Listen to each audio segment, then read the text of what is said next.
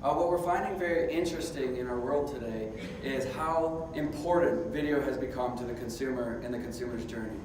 And I challenge all of you to think back at your favorite websites that you frequent every single day, whether it's a news site or a sports site or even a social network or whatever that might be.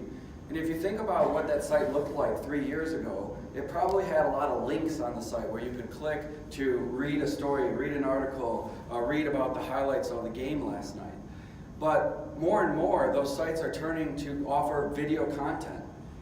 We want sight, sound, and motion. Consumers are flocking to more and more video content. And in the same way as we've talked about mobile and the importance of mobile devices over the last several years, video is becoming increasingly important. In fact, by the end of this year, 80% of our total time spent online will be consuming video.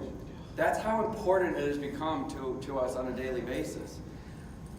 To put things in perspective for you, to share some stats from YouTube, and transparency, Google owns YouTube, so that's why we have some of these data points. 100 billion hours of viewing time occur every single day on YouTube alone. That means just to watch one full day's worth of content on YouTube, you would have to live to be 100,000 years old. That talks about the breadth of how much we depend on video.